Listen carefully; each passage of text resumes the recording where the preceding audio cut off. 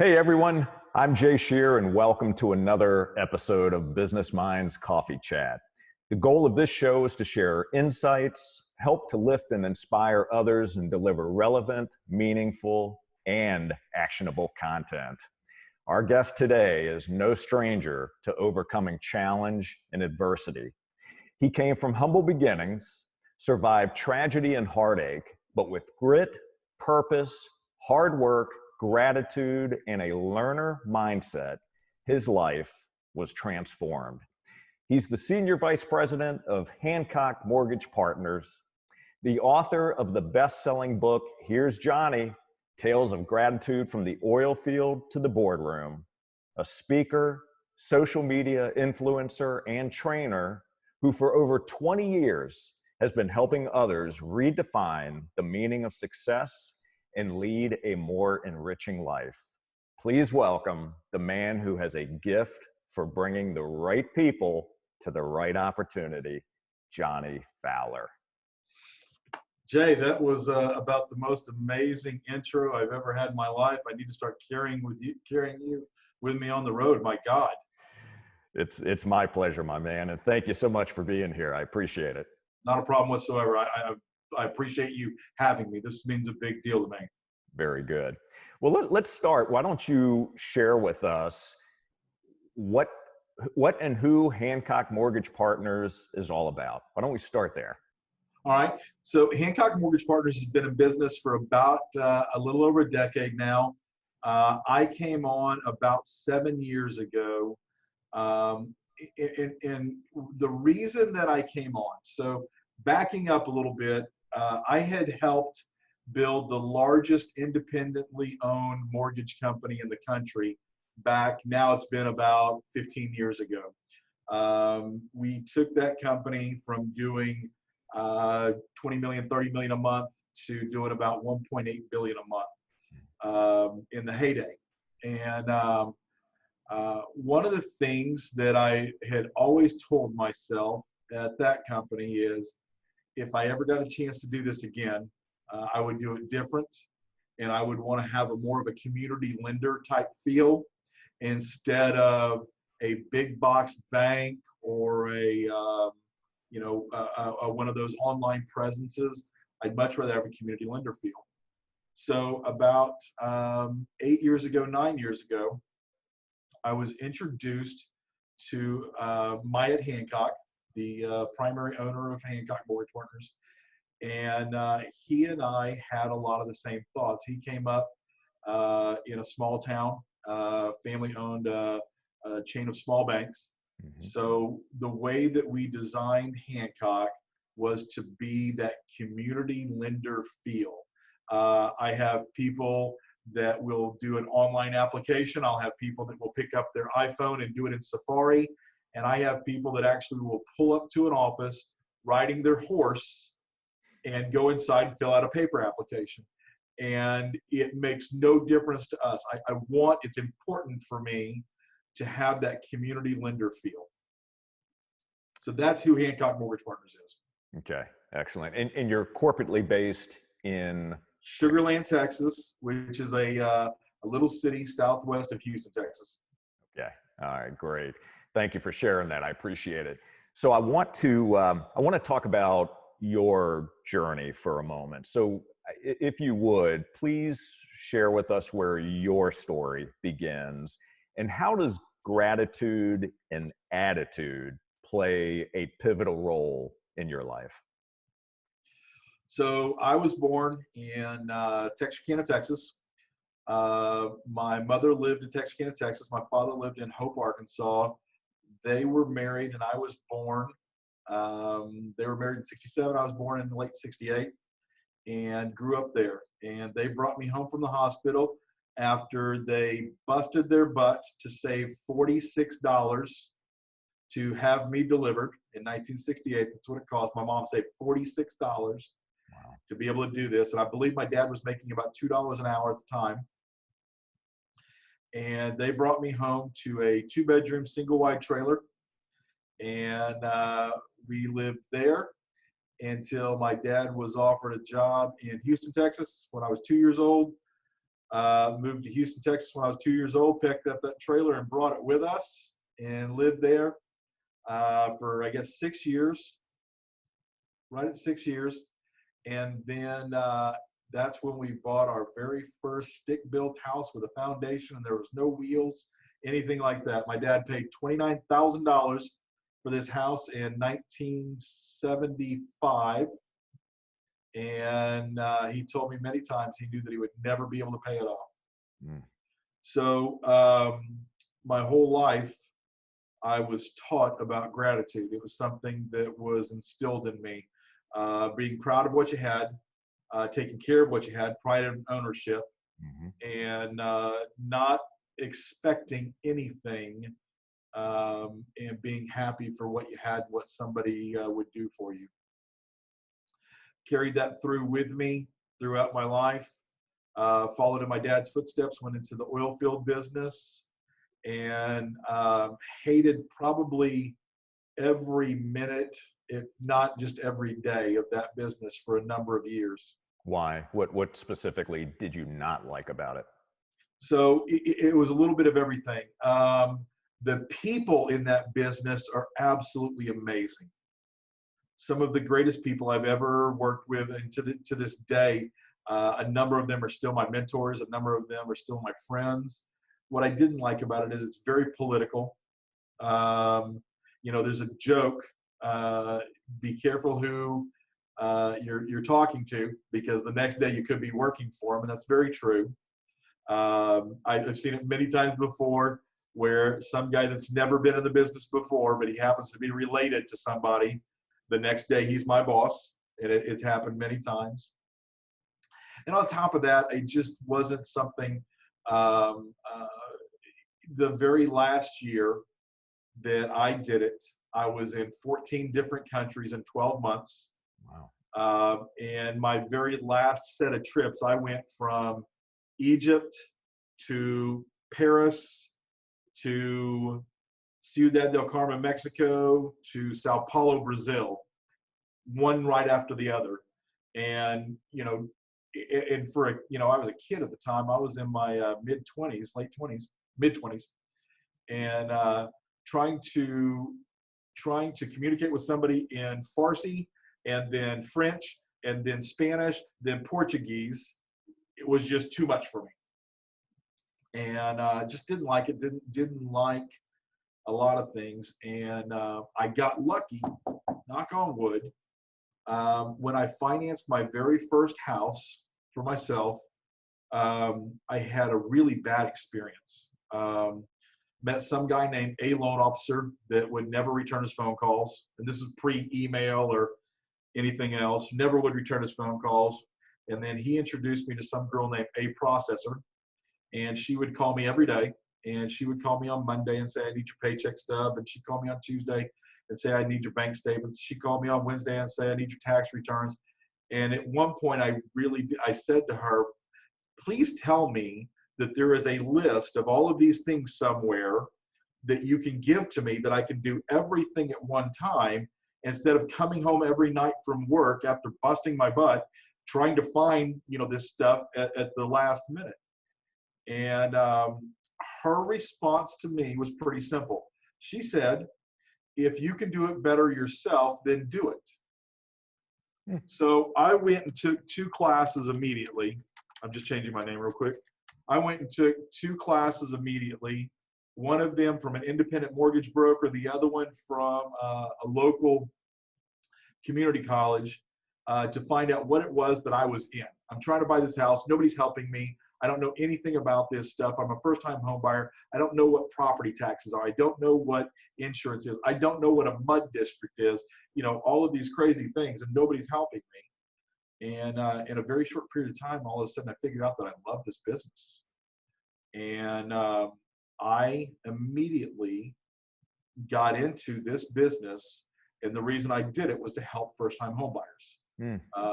And what I prided myself on, what I pushed myself, is to make sure that nobody ever feels stupid again asking questions. Make sure that nobody ever goes with an unanswered phone call, unanswered question, whatever it is, and then do your best to explain to them what it is that's going on. I was one of those ones that I didn't know. Nobody had ever told me. My parents didn't tell me, but I didn't realize. I knew that you had to have a down payment, but I didn't realize you had to have anything else. I didn't realize that there were such things as prepaids, and I had to prepay for my insurance and prepay for my taxes, and all of these things. And the whole reason I got in this business in 1994 was because I felt like I was not being helped or explained to, and I felt that I was also being talked down to. And it's not something that I ever wanted anybody else to ever have to go through. It's amazing how many successful businesses are started out of a similar situation where you've just been through a very bad experience and there's a better way. And so out of that bad experience is born this drive and this passion to be able to serve at a much higher level and do things the right way, efficient and seamless, with the right type of communication. So I think that's what a great way to get into it, and for the right reasons, and with the goal of helping so many others not have to go through that same experience that you did. Yeah, that's the hope. That's what we strive for. It's what I've tried to strive for my whole life. And it's, I went through periods in my life where, first of all, I'm some punk ass kid from the oil field. What right do I have to be in such an amazing business like mortgage banking? So there was many times that I felt that, one, I didn't necessarily belong, or I didn't deserve to be there. There were many times that I was afraid that somebody would find out that I wasn't supposed to be there. Mm-hmm. So as long as I was grateful every day for what it was and what it had given me, and I'd heard, forever, but I never understood what it meant. If people saying, if you find what it is that you love, you never work a day in your life. And I will tell you, I found what I loved. I love this business, and I do work. I bust my ass every single day, but I still love this business every day that I go home. There, even through the crash, even through what's going on right now, I cannot remember ever saying, I've got to find something else. There's got to be something else. This is just what I've always enjoyed. This is what I love doing what I do. Oh, that's fantastic. Well, let's talk about the importance of mindset for a moment. So being able to go from where you started to where you are today, and just based on conversations and based on what I've seen that you put out on social media, you are far from where you're growing to. You've made obviously significant progress, but you have many more chapters to write. So, but talking about mindset and what you had to do in order to make a shift in the way that you think to be able to create the life that you have today, and accept the fact that you are worthy of this. You are good enough for this. You do deserve to be here. So can you talk through that a little bit, and some of the things that you had to work on yourself, and maybe some mentors or coaches or books, resources that you've used over the years to help in that area? Yeah, so it's a couple of things, but some of them are just basic principles.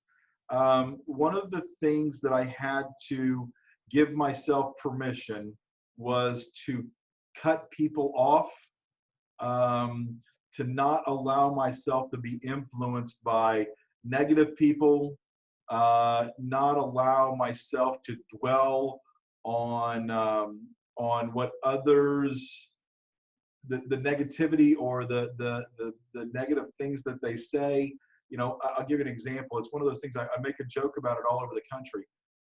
If somebody goes on LinkedIn, and you can do this yourself, do it as a test. If you go on LinkedIn and you change your job and you say, and honestly, it could be anything, whatever local fast food restaurant or anything in your area, if you change your position and tell people that you got a job at whatever it may be, Mm-hmm. you'll have 100 people congratulate you. That's a great company, man. They do great things. I don't know if you know this, but they give this away. And then if you go on LinkedIn and you change your position to where you're a business owner or you're starting your own business or something like that, those same people that congratulated you for working for somebody else will just chastise you. Oh my God, you're going to fail. Do you realize 8 out of 10 restaurants go out of business? Do you realize that 9 out of 10 businesses fail in the first 6 months? You know, all these horrible things. So one of the very first things I had to do was rid myself of people that thought like that, because most likely they weren't going to support me anyway. Mm-hmm. And then surround myself with people who were going to help me and support me. And I will tell you what that one's done for me in my life. I'm skipping ahead, but one thing that's done for me in my life, I have learned over the past 26 years, if you ask somebody who's successful, and successful has many different definitions, so let me throw that out there. But successful to me, if I ask somebody who's successful to me, they'll not only tell me how to do it, they'll tell me exactly how they did it. They'll tell me exactly where the fail points are. They'll tell me exactly what to watch for and be careful of. I've never had anybody who was successful that had made it ever tell me that it's a proprietary secret and I'm never going to tell you. They will share it with you all day long. That's one of the things that I do. I try anybody that wants to listen. I will talk to them and tell them. I'll tell them every mistake. I'm a promoter of failure. I think failure is a great thing. You know, and I say this all the time. If you haven't failed, or if you're not failing, you're not doing anything. You're sitting back on somebody else's laurels. So that was some things. And then I did not have it was never brought to me anybody from the outside world that had same thoughts and patterns and ideas. So the Jeffrey Gittimers of the world, love those. Zig Ziglars, love those. Did not care for any of the loudmouth screaming, you know, any of those things. It was more of the people that made me feel that things were possible, that you need to believe in yourself, kind of thing. And I want to say the next thing was getting mentors. And this was something that was kind of very strange to me, because I actually had to look up the definition, because I knew that, I will tell you in the very beginning, and you may laugh at this, what I thought a mentor was very much like an internship. I thought that, and this is back, you know, in my early 20s, I thought that if I wanted to be successful in real estate, let's say real estate at the time, I was a kid when Donald Trump's name was everywhere about real estate. So I thought the only way that this guy could be my mentor is if I packed up all my stuff, moved to New York, and begged this guy for a job. And I didn't realize that I could have a mentor that never even knew that I was there. And that was something that was important to me. I continued on with that. I personally have had hundreds of mentors over my lifespan that never even knew that I was there. I remember the first time I read Rich Dad, Poor Dad and understood what Robert Kiyosaki meant about having assets pay for your life instead of just buying things. And I've never met the man in my life, never even seen him on stage.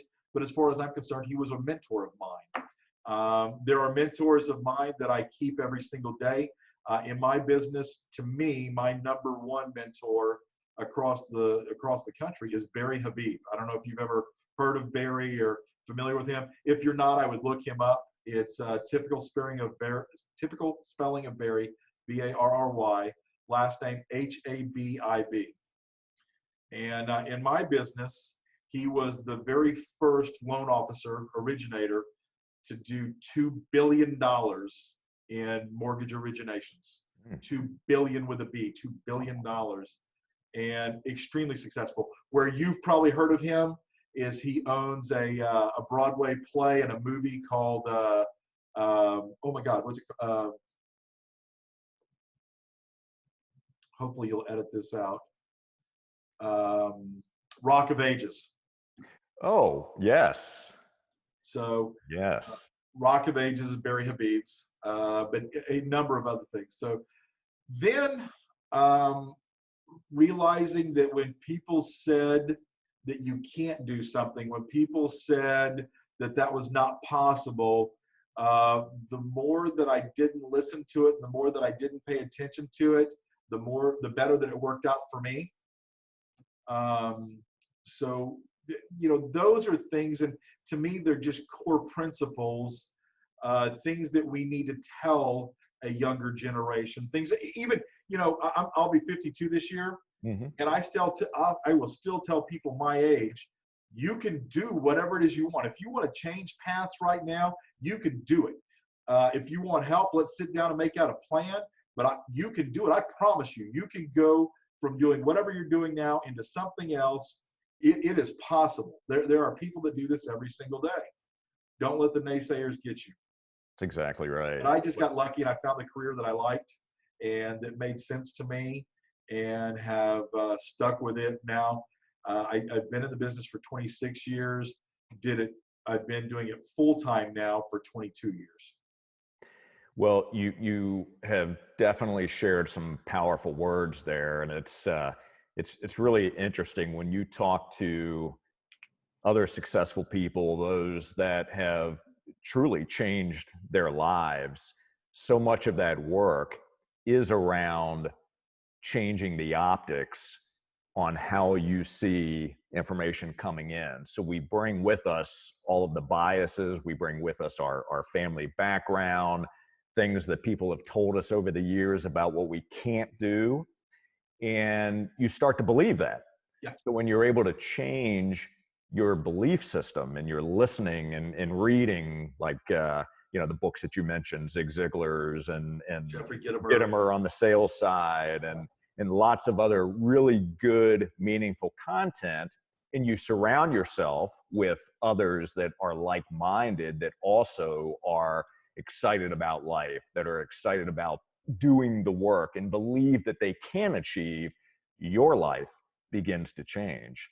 And so the fact that you were able to latch onto that and realize that this was working for you, that's fantastic. And that's a lesson that we absolutely need to continue to teach our young people, as well as folks that are in our peer groups. Yeah. And so thank you for bringing some of those things up. Talking about optics for a moment, I was curious, how are you processing what's happening in the world today? And what specific tactics and actions are you taking to stay focused and keeping yourself and your team inspired and motivated? It's a few things. So, and this may not be popular. I don't know your audience, but for me, the first thing is I have to live in reality. And I have a number of people who depend on me no matter what's going on in the world. I have my inside family who are, my wife, my children, and then I have my work family who depend on me also. So regardless what's going on in the world, I still have to be positive. I still have to be a shoulder to lean on. I still have to be, whether it be stubborn, pushing forward. But then I've got outside customers that I have to be here for also. I have people that want to buy homes, that want to move into their home this weekend, that I have to keep this thing running. I have to keep going. I cannot, and I've said this before, and again, I may get hate email off of this, but I cannot live in fear. I cannot let fear dictate my life or the people that I am responsible for. I can't let fear dictate that. I do understand that some people may be afraid. They were afraid. I've had it up to here with our news media. Mm-hmm. If I hear one more weatherman say, file for forbearance, I'm going to strangle him. But I don't want to make this sound bad, but I don't have a choice. But I don't have a choice because I've made that choice to not have a choice. I still have to keep things going no matter what. So every time I talk to my people in the field, I have to have that on my mind. Every time I talk to one of their referral partners, every time I talk to one of my customers, my second customers, my third customers, I have to have that in mind. And I chose not to have a choice with it. I cannot allow what's going on to hurt the people that rely on me. Mm. That's a strong motivator for sure. And I'm hoping that, that fits with your audience and we don't get hate mail over it. But again, a friend of mine says this all the time. If you want to make everybody happy, sell ice cream. Mm. That's a good response. So you are also very strong on the social media marketing side. You do a significant amount of training. As a matter of fact, my wife, who is not in the real estate space, went to one of your training classes and came back with a plethora of ideas. I mean, the brain cells were just rocking and rolling. So thank you for that. And there was obviously a lot of engagement in the room, but speak to that for a moment. Where did that begin for you? And is that a separate part of your life? Does it all intertwine with Hancock Mortgage Partners? It does.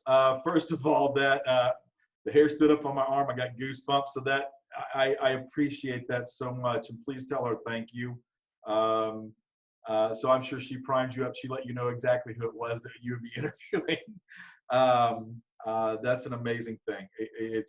That's one of the biggest reasons I do it is to help people. So many people have helped me, whether they've known it or not. They've helped me, and I want to give back. So yes, it is 100% part of who I am. It's in my DNA. I've always done that for whatever it is. So here's where the social media aspect came from. About, what's it been now, 12 years ago, somebody sent me an invite to be on this strange thing called Facebook. Made no sense to me whatsoever. And all of a sudden now I can go to a website and guess what? I can see what you had for lunch. Oh my God.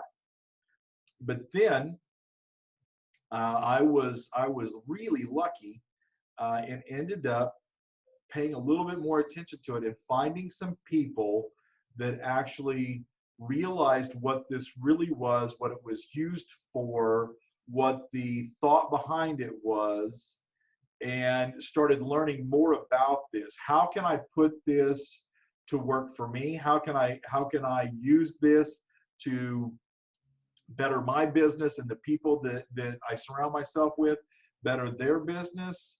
And then the next thing after that, and it started working really well. And, I think I'm up to 750 Facebook pages now and this. Then I started realizing something that I hadn't necessarily paid attention to. I was lucky enough to be able to spend the money with these coaches, with these experts, with these people that knew social media much better than I did. And that's something that not everybody can do. And so, one coach that I was with was $25,000 a year. Another coach that I learned from was $35,000 a year. And that for a lot of people is something that's not even able to be grasped. Mm-hmm.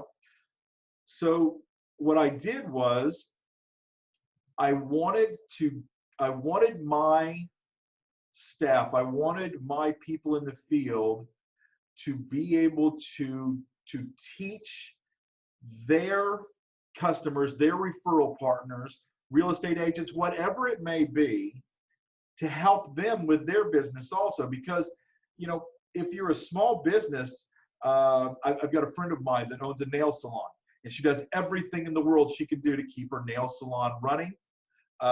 She is a great manager. She is a great owner, but she knows nothing about marketing. She knows nothing about what social media is. And so what I do is I go in and I help people like that. So the next thing that we did is a couple of my guys from around the country said, you know what, we need to take this information that we have, that we're building, that we're learning every single day, and we need to take it to other people who don't necessarily either one, believe in it, or believe in it and don't know what they're doing, or think they know what they're doing and are making mistakes. Let's take this information to the masses. And a couple people wanted to turn it into a business, and the whole idea of charging somebody money for something that I already know, just it doesn't compute with me. And I know that people have to do this. I know that coaching is one of the most important things in the world, by far. You know, I always make the joke about, you know, the greatest basketball player that ever lived had 7 coaches at all times. Why the hell are you a mortgage guy and think you don't need a coach? It doesn't make sense to me. How come Michael Jordan had 7 freaking coaches at a time and you don't think you need anybody? So we took this, and I didn't want to charge, you know, $10 or $100 or $1,000 to do this. So yeah, I spend 45 weeks a year, non-corona, on the road for, you know, for my mortgage company, obviously, but bringing this information at no cost to people around the country that may not have either the means or the time to be able to go out and find this information on their own. Because we spend so much money, we spend $30,000 to $50,000 a month with Facebook, just with Facebook. I have my own private rep with Facebook that works for Facebook, and we get a lot of this information given to us. We beta test a lot of stuff for them. Seeing what works, what doesn't work, things like that. So why not take this and give this to the masses? Because if somebody can pick it up and somebody can do something with it, then I've kind of done my job. I've fulfilled what I wanted to do. And luckily enough, I've got hundreds, if not thousands, of followers that will testify all day long. I've got real estate agents that I've taken from $1.5 million a year to $20 million a year in production. I've got mortgage guys that I've taken from 5 units a month to 50 units a month. Whatever that business is, and I work with all kinds. I work with restaurants. I work with tire shops, mechanic shops. I'm getting ready to help some guys that have their biggest thing that they put out there is devices for ocular. Okay. But now they've got something that is an over-the-counter ocular thing, and I'm going to start helping them. We've got a meeting set up, I believe next week. A friend of mine, you know, right now is in the medical field, but what she does is she helps doctors with their business. Doctors are great at knowing how to cure the flu or whatever it may be, but they have no idea how to market. They have no idea how to get their business out there. And that's what she does. I just helped her sell, you know, billions of masks, you know, things like that. Man, I love that. I get, you know, and when you said that about your wife, I'm good. I now have my next 10 appointments across the country, no matter what happens, because it left an impression on your wife to bring this information to you. I'm good. I'm filled up. My gas tank is full, and the hair's still standing up on my arm. You know, that's why I do it. Yeah, that's powerful. And then also knowing that every person that you have reached and that has resonated with, or your message has resonated with them, they're out telling, you know, 10 and 15 other people about this amazing course that they went through, and this guy that just provided so much value. And those people at some point know someone who either wants to buy a house, who needs a mortgage. And so there's obviously a connection there, but the fact that you're giving and giving and giving without asking, right? That's powerful. So that's what my hope is. That's what, that's the reason behind it. I'm not a pay-for-play guy. In my business, it's a semi-popular thing for a mortgage guy to pay an exorbitant amount of money to sit inside of a real estate agent. They call it a desk rental fee. So there's companies that to have a loan officer sit inside of a specific real estate company, they'll pay $5,000 a month to rent a desk inside, things like that. And it's not something that I like. So right now I'm very happy with what we do. And like I said, your wife has fueled me. I'll be on a high for the next weeks. Wonderful. So let's give something very tactical for those entrepreneurs and those business owners that are going to be listening to this interview. What should they be doing right now to help their businesses out and to not only survive, but to thrive? What actions should they be taking today? Easiest thing in the world, be active. Just be active. There's an audience for everybody, no matter what. You've got to be active. So pre-COVID, we're going back 3 months, 4 months.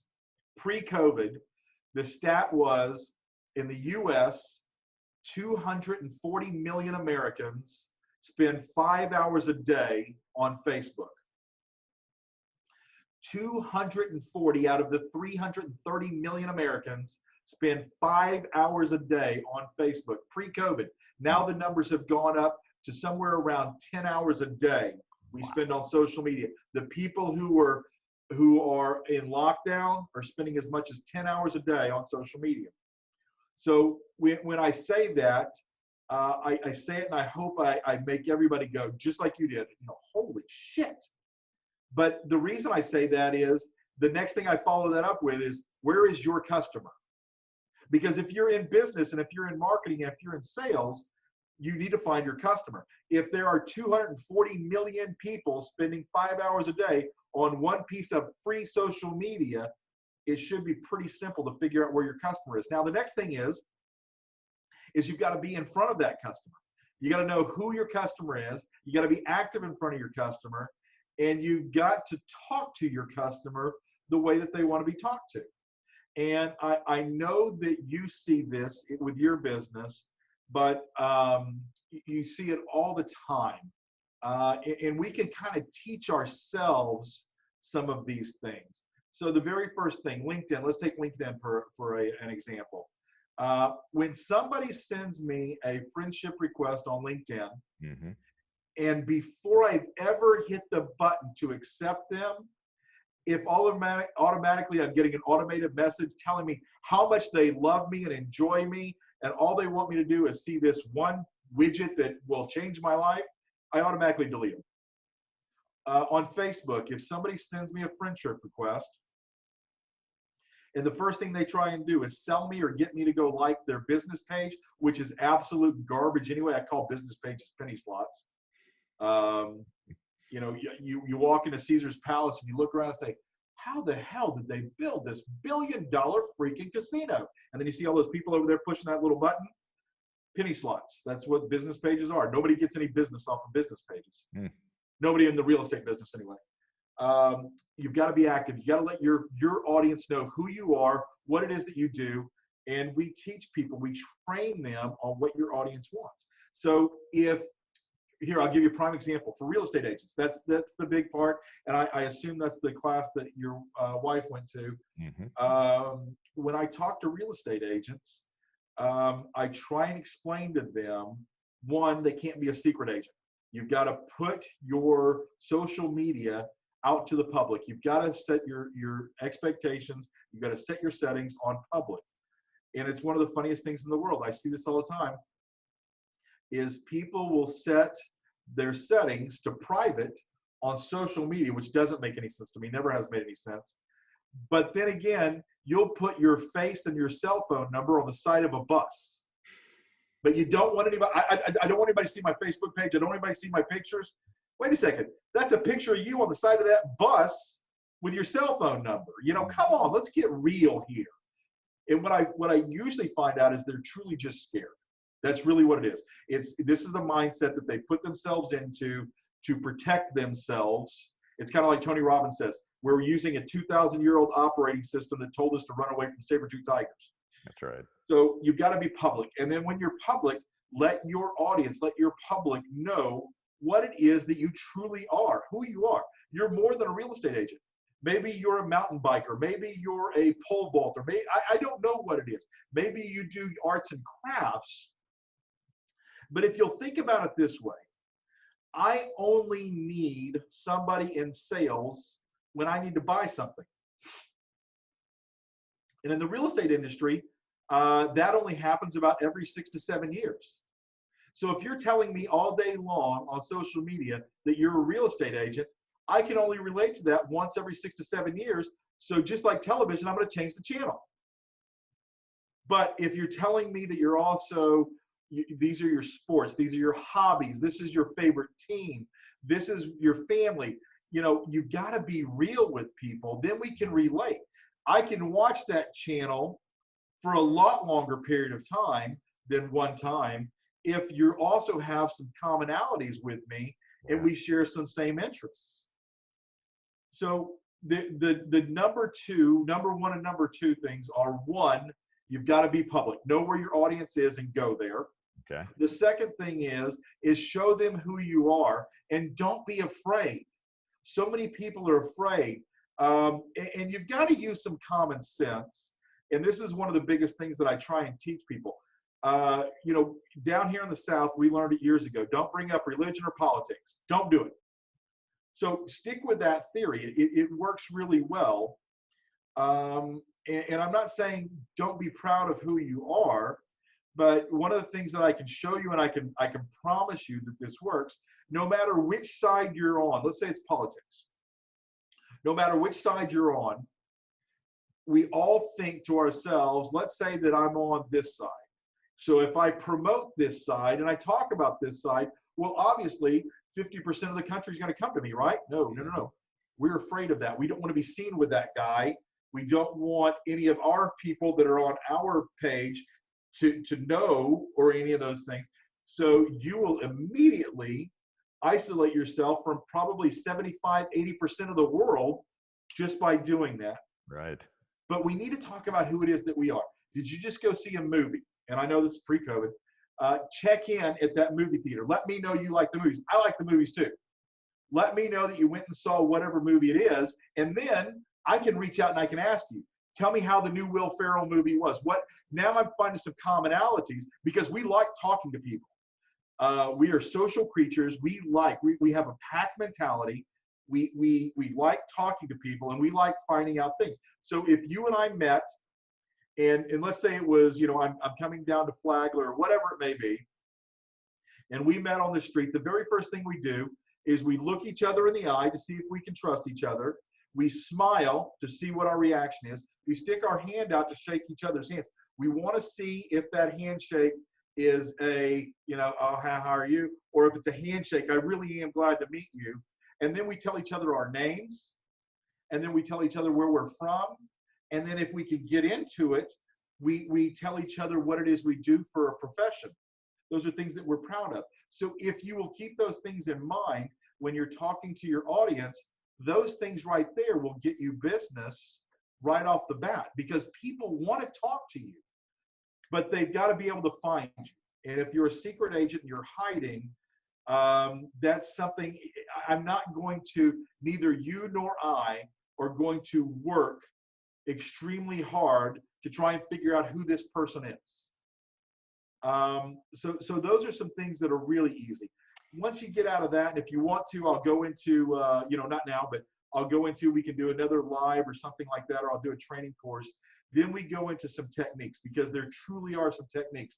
There are proper times of the day. There are specific subjects at those times of day.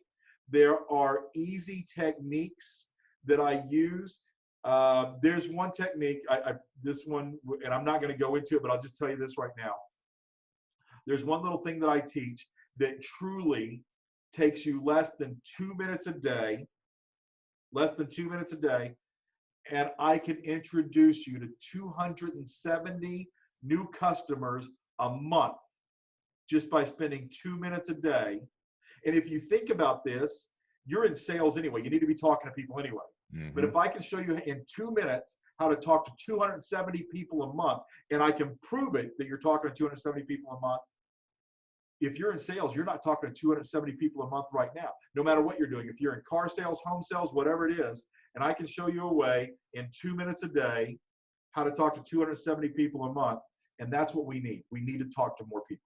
Well, I can't wait for that. So I would say that's a great place for us to start to wrap up, because I know that our audience is going to be interested to hear more about that, learn more from you.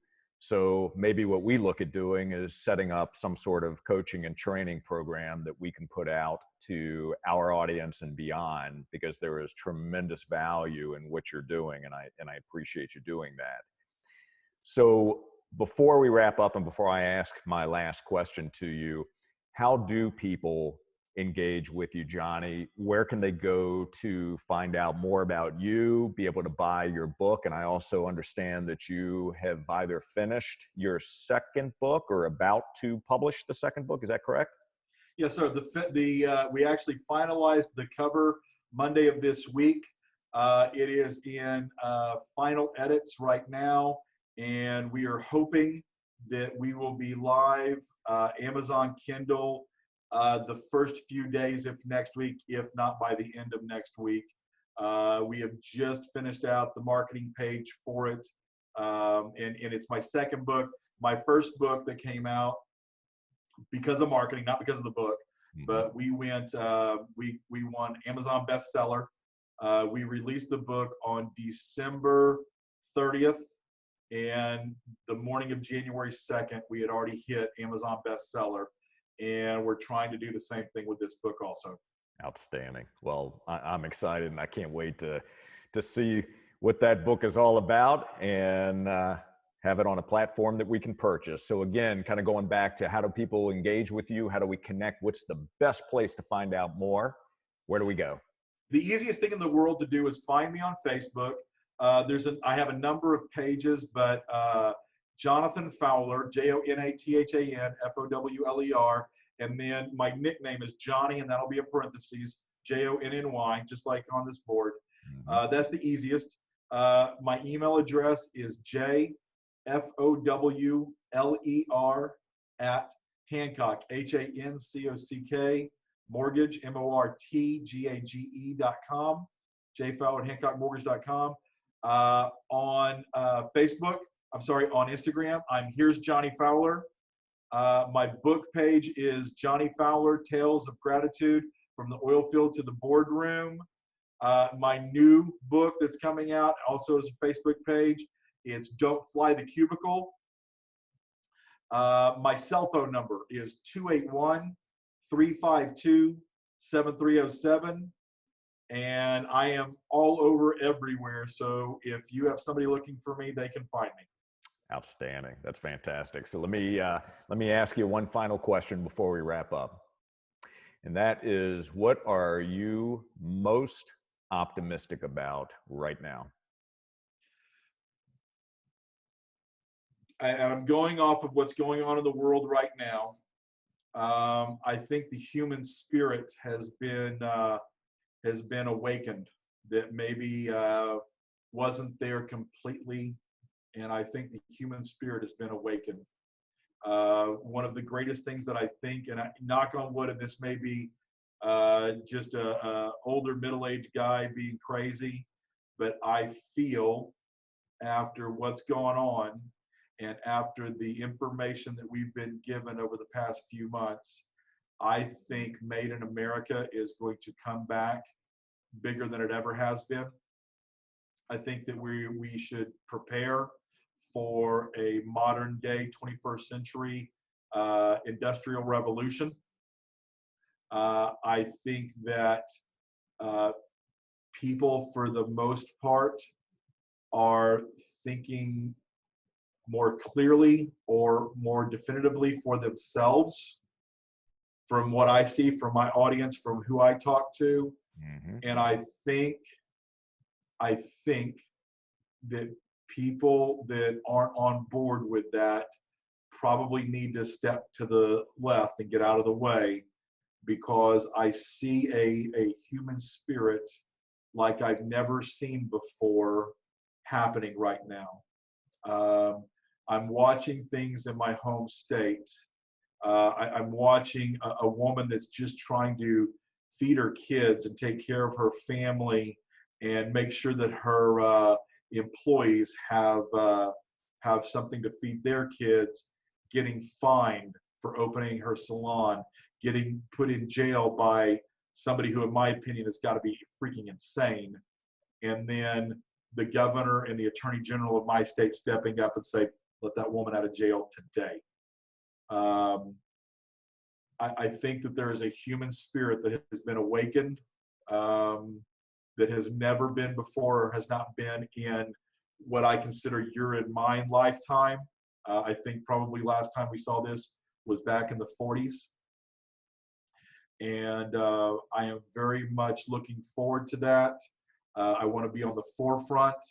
I want to be one of the people that helps, assists, guides, and rides it until my last days. Wow, inspiring. Thank you. Appreciate that. And also, Jonny, thank you so much for joining us today on Business Minds Coffee Chat. I'm grateful for you. I appreciate all the insights that you shared, your story, and looking forward to seeing what the next chapter in your life looks like. And I know that all of those listening can absolutely receive tremendous value from you.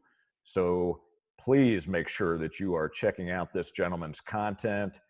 Go look up Hancock Mortgage Partners, see what they're all about.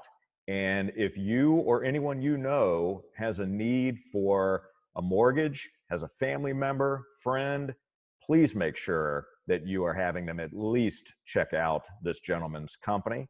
And Jonny, thank you. I appreciate it. Anything I can ever do for you, I appreciate it. Please tell your wife thank you very much. I will. And all of you, thank you for watching. If you found value in this episode, please like and share with your friends. And until next time, stay healthy and optimistic. Keep learning and growing.